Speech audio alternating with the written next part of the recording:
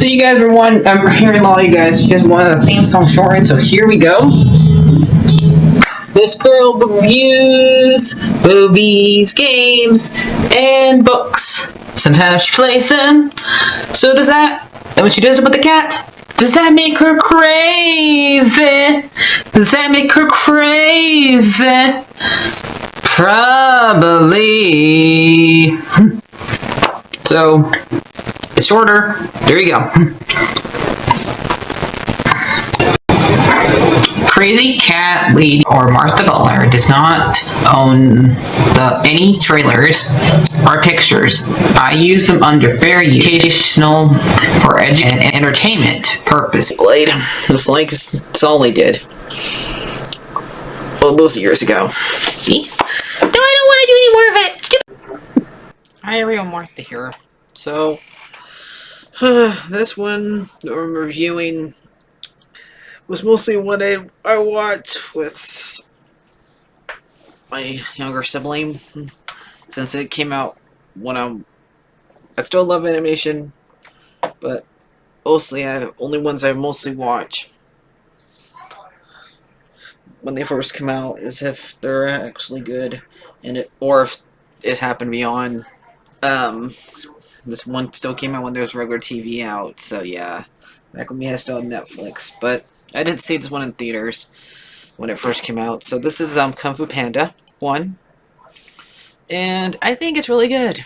It's a really good movie, and mostly, only thing I would say is wrong with it is that it has all these actors in it, and some of them don't get that many lines.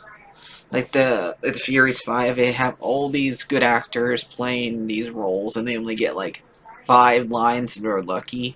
The one who gets most lines is Angelo Jolie, and Crane's actor, who's played by David Cross.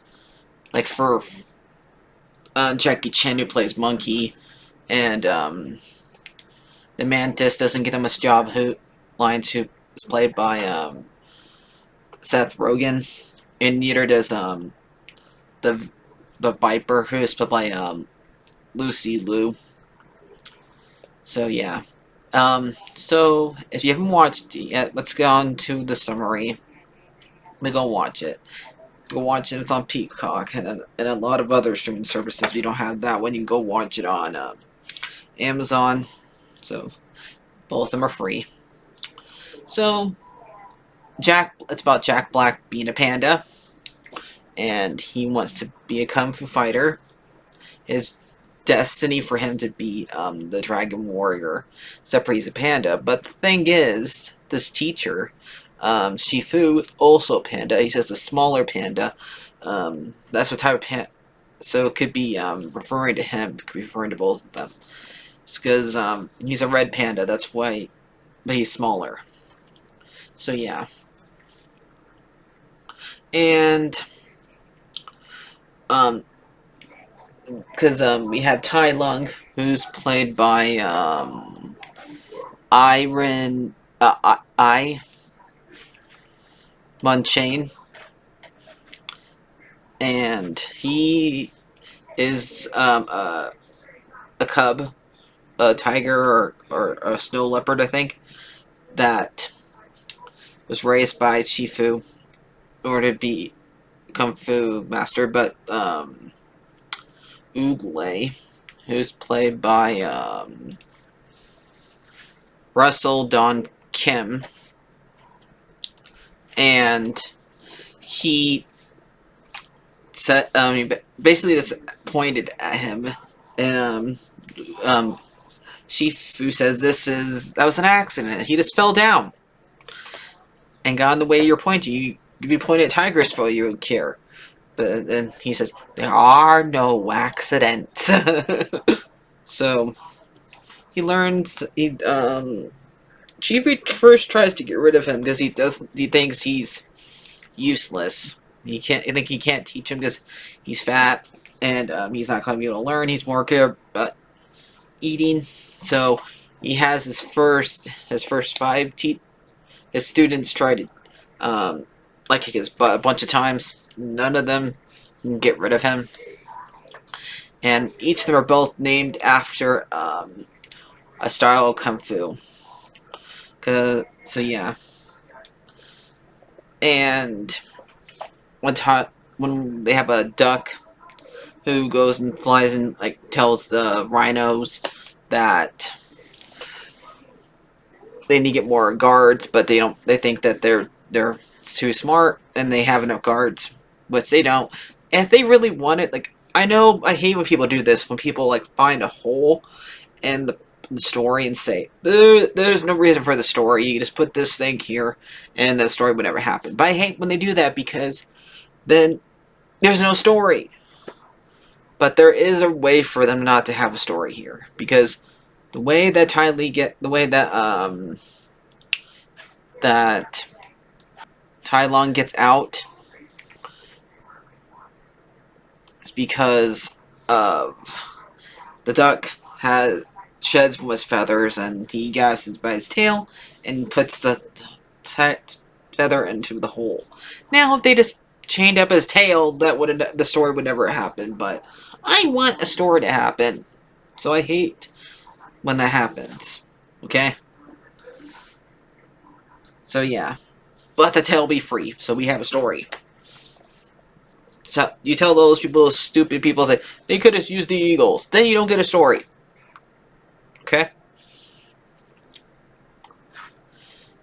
So anyway, when the five go and try to fight Tai Lung when he gets freed, and this is when Shifu, after Ugalay passes away, after he tells him to believe in Po, and once he like figures out, oh, this is how I use food to lure him to fight. So that's how I train him. Because he sees, like, when he's upset, he eats, and he, like, even though the food's out of reach, he still finds a way to do it. Like, earlier he could do the splits, he got stuck, and Crane had to get him unstuck. So, and, now he's able to do the splits when he's trying to reach Monkey's cookies. And so he figures, let's go and train him with food, which he does. And this is like one of the best parts when he's trying to keep the food away from him.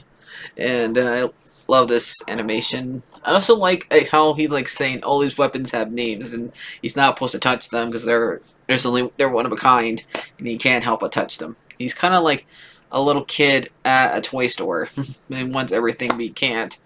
And he always like us when we are interested in something that we love. Like me, I love mythology, I love Kung Fu, and I love animation. And the fact, I love martial arts stuff, so when it comes to a cartoon that has both, as well as a cartoon and Kung Fu, I have to watch it.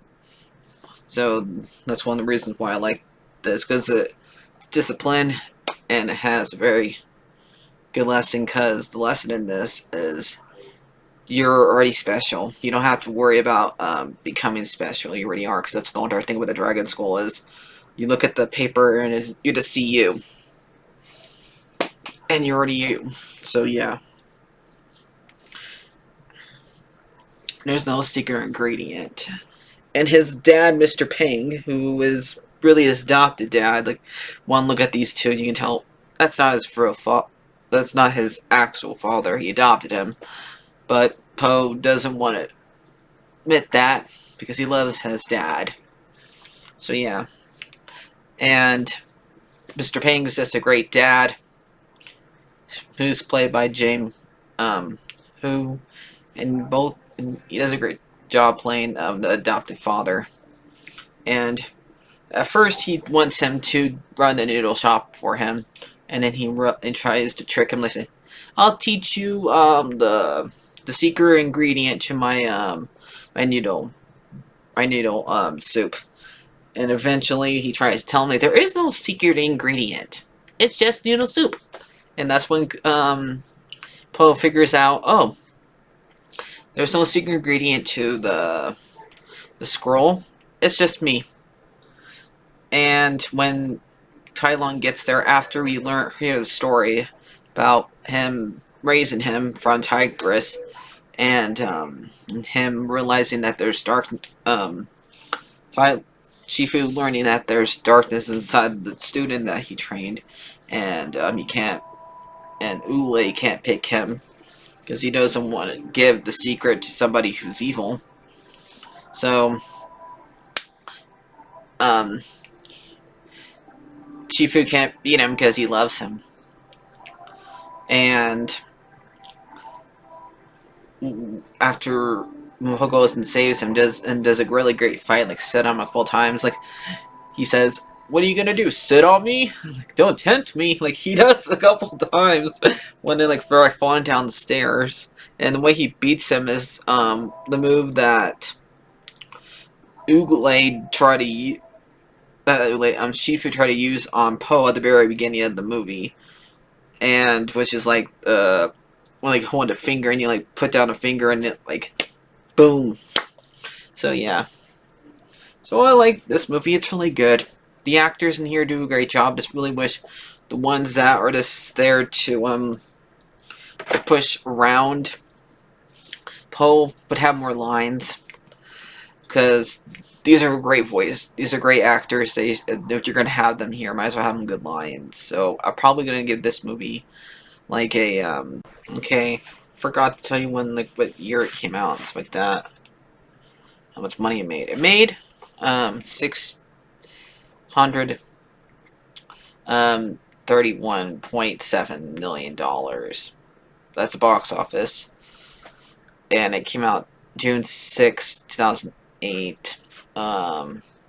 John Stephen directed it, and how much was it originally? The budget was 131 million. So it definitely made its money back.